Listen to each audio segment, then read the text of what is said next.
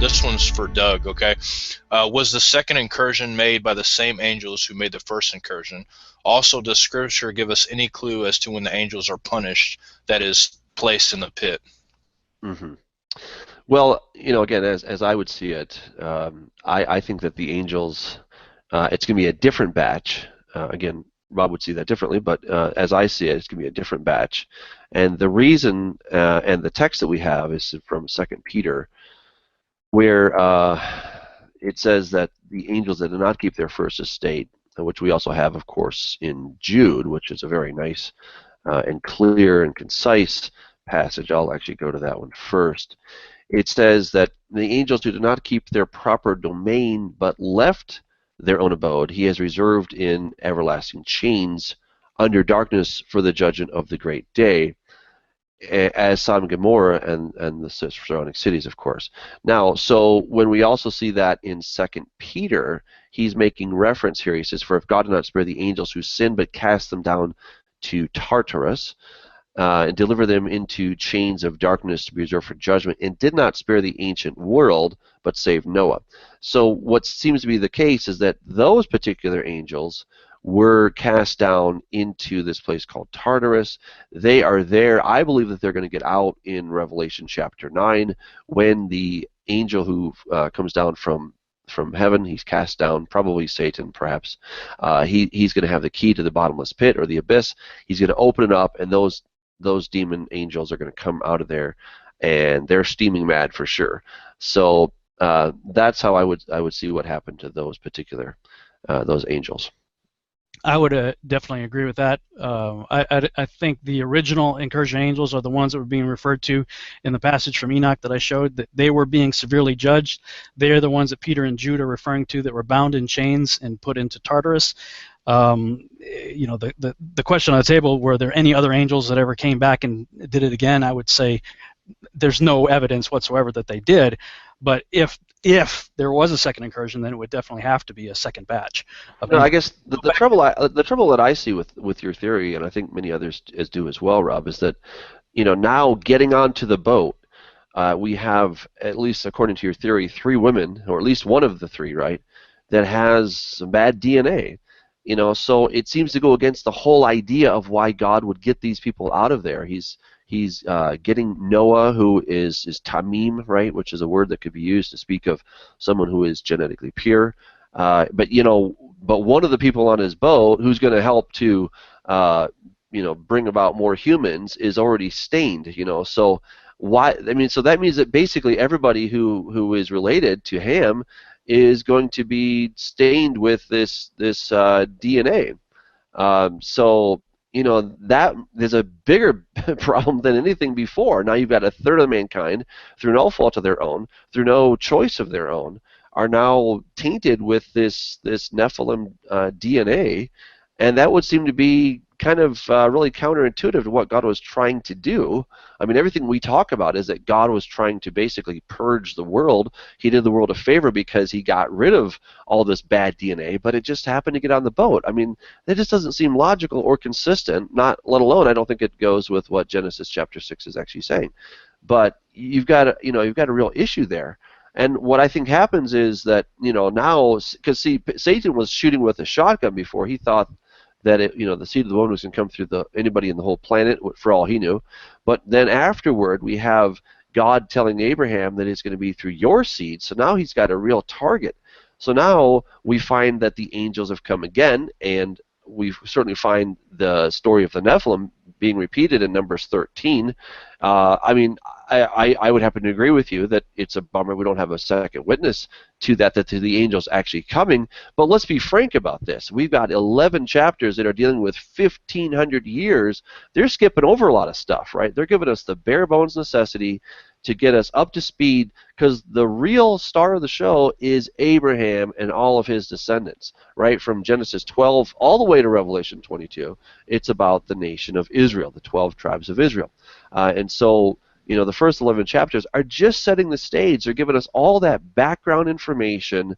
It's almost like the words that go up on Star Wars, right? You know, at the beginning there, just to give you the basic scenario of where we are, right? And we're trying to parse those particular words to this story. That there isn't a lot in there. We have 11 chapters, all very, very significant, granted, but you know, there's not a lot to go on. So that's how I would see that, and I think the fact that we have now the Nephilim in Numbers 13 is the fulfillment of that. That is your second witness. There's no second witness of the sons of God coming down and doing it again, like you say. I agree with, there isn't one. But as far as as far as the Nephilim, we certainly find them, and it would seem to be that it's the same thing from the sons of God doing the thing in the first place. So I'm going to see if I can share my screen with you. I was having a little trouble with it earlier for some strange reason. I'm not sure why. But, if you go back and we look at Genesis chapter 6, I just want to take people through so that, they can see this for themselves, what the text is saying. And I'm not sure, again, I apologize, but my computer, for some reason, does not want to share my screen. Anyway, I'll just kind of explain it. It's so much more fun when I can show you, though. But if we start off here in Genesis chapter 6, verse 1, what we have there is so it was when men multiplied on the face of the earth, Pnei Adamah, and daughters were born to them, to these men. And it says, Vayir'u b'nei ha'Elohim, and the sons of God saw, et banot Adam, ki tovot henna, that they saw that they were good. All right, it doesn't say good for what. The word tovot doesn't necessarily mean beautiful. That's how it's been translated. In Greek, it is the word kalos. So again, it's this idea of good. It could certainly mean beautiful, but I don't get the impression that these angels were like, hey, she's really pretty. I'd like to have a little family with her. I don't get that impression. I get the idea that these angels were very bad, but that's my conjecture. So. But anyway, I think that they were good, and it says Vayikach lehem nashim, and it says and they took. Now the word to take is not a violent thing. Some people say, well, they violently took them. That's not true at all. It's the same word. Lakach is the same word that you would use for a regular guy to take a regular woman to be his wife. That's the standard word, to take a wife. Doesn't mean that you took her and beat her over the head and all that stuff. And it says. And they took from all that they chose, and so then God says that my spirit will not strive, etc. And then we have verse 4, and it says, now, and this is interesting, okay, because we generally don't have the subject at the beginning of the sentence. That is not good Hebrew grammar. Good Hebrew grammar would tell us that we would have the verb at the beginning, but when you put the subject at the beginning, you're drawing attention to it. It becomes a parenthetical statement. They're telling us, and this whole thing is about what happened in those days when men began to multiply on the face of the earth and daughters were born to them. That's the context. What days? The text tells us the days when the sons of God. They do that. Well, according to the text, this is what we get from the text. Now, you're going to pull in the book of Enoch. As that's fine. You and everybody else, so I'm going to call you a hypocrite if you're going to judge me on that. No, in fact, I don't. I don't pull in the book of Enoch here. I don't see the need to. I stick just with Genesis chapter 6. Call me simple, but I think that's enough. I think because what I consider to be authoritative is the Bible, and I know you do too. So I'm not saying that you don't. But I look at the book of Enoch as a secondary, a commentary. I think it's very interesting. I like studying it. I remember the first time I read it, I was blown away. But I'm just not ready to say that it's on equal footing. So I'm going to just parse this whole thing out from Genesis chapter 6. And what I get from the text that is given to me is that the when is when men began to multiply on the face of the earth. Now we can, look at it, the days of Yared, which is when they came down. Okay, I'm fine with that, but to then say that Genesis chapter 6 has to be pointing back to the days of Jared, I just don't see that. I mean, we have now the earth, the Nephilim were on the earth by Yamim Hahem in those days, Vegam Achrechen.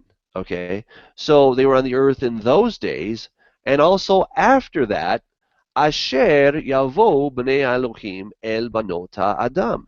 Okay, so it's telling us this is already. So when the sons of God came down is now being divided into two different eras. Okay, this word here is doing double duty.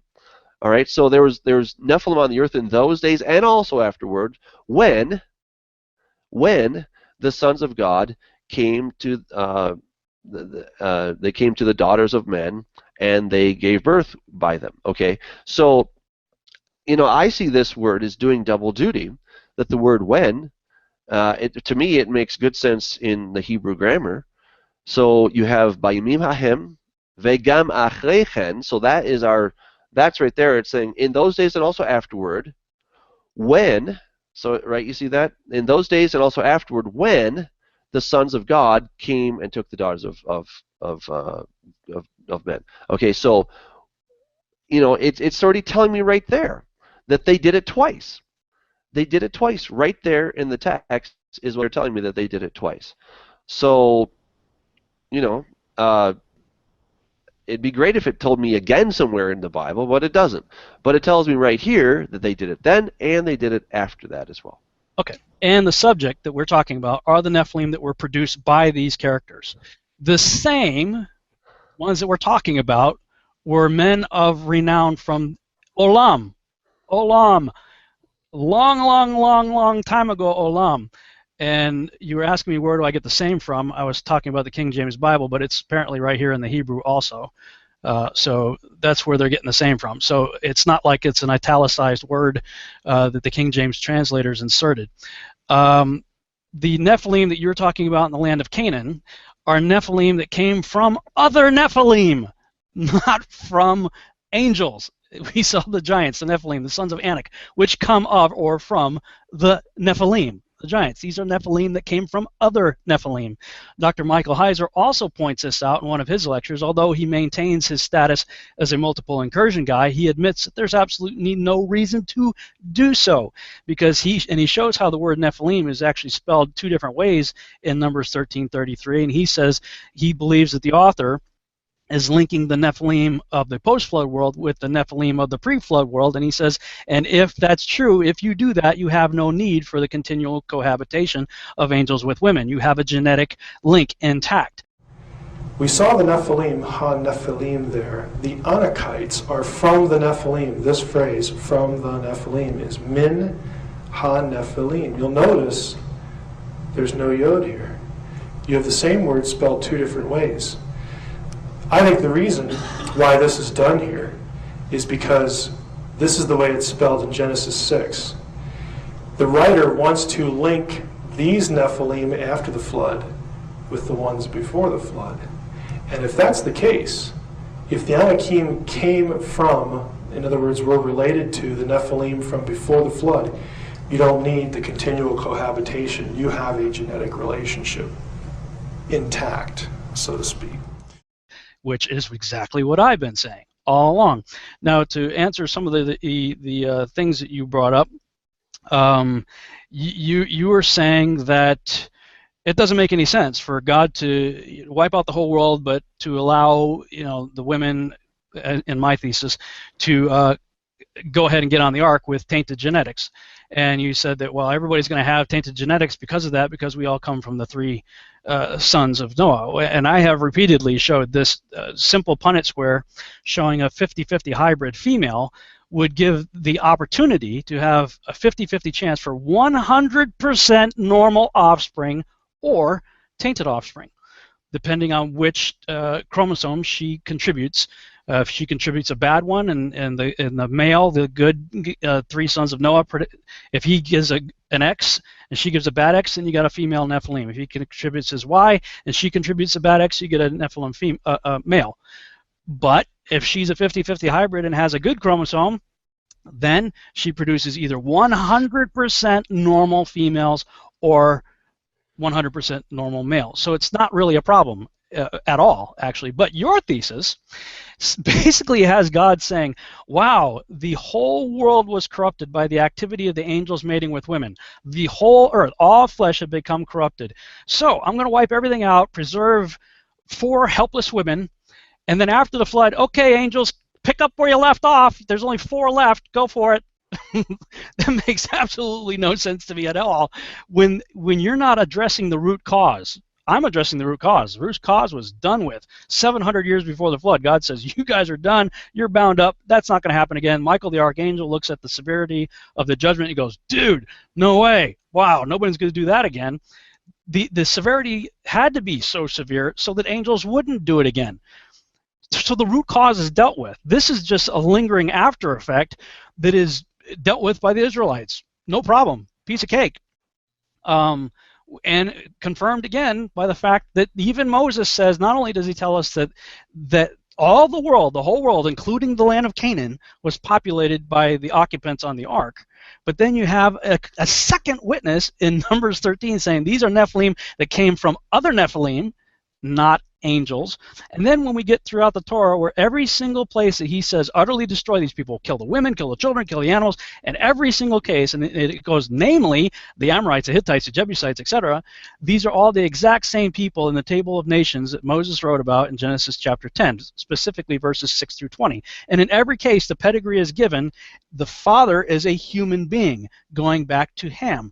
So if we go to Genesis chapter 6, we see that Noah has found grace, and he's perfect in his generations. You mentioned that's Tamim. He's genetically pure, and he has 3 sons. So if a genetically pure guy, and presumably his wife is too, she's the daughter of Enoch according to Joshua. You got 3 completely normal human being sons right there. And then you get to verse 12, and then all flesh is corrupted. How much is all? Well, I think kind of all means all. Then you don't get any mention of the 3 wives until verse 18. Quick quiz, does 18 come before or after 12? Comes after. And again, Joshua, second witness, and again, it's just commentary, but it shows the Hebrew mindset, what they believed when they were writing these commentary. The 3 wives weren't picked until 7 days before the flood. And you'll notice that their parents didn't get on board, neither did any of their brothers or any other siblings if they had any. So, I mean, when your entire argument, your entire thesis is from silence, you've got nothing. You don't even have Genesis 6:4, in my opinion. Going back to what we discussed earlier, the same that we're talking about in Genesis chapter 6:4 are from Olam, not last week when we saw them in the land of Canaan. So, to me, the entire argument falls apart, and there's no justification for saying that all of us would be genetically tainted, because this solves that problem right there. So, and I think it's considerably worse for God to not address the root cause. If he allows some lingering consequences for his own divine purposes, see, the problem is both of us have the same exact net result either way. Either way, we end up with God in his sovereignty apparently wanting Nephilim to still be around after the flood. Either way. Now, which makes more sense? To allow angels to pick up where they left off and take advantage of 4 helpless women? Or to, okay, you guys have screwed up flesh so bad, but I'll at least leave you an out where you could potentially have normal children, if you obey me. The sins of the fathers are passed down, what? To the 3rd and 4th generation. It's a genetic issue. Sin is a genetic issue. So what determined the odds here, as to whether or not they had 50-50 normal or 50-50 hybrid, to me would be an issue of obedience or disobedience. The obedient are blessed for 1,000 generations. Great, that's awesome. You mentioned Abraham is the target. Well, if Abraham's the target and the seed and everything's going to come from Abraham, why didn't it would make more sense for the fallen angels to breed into Shem's line? Why don't they just jump in the Shem's line? Why did they go, hey, let's go play with Ham over here if the real target is Abram? I mean, that does. If your goal is to mess up the seed, then you mess up the seed line. Why are you going off to this other group over here? So, textually speaking, I think you guys are arguing from silence and really don't have a leg to stand on.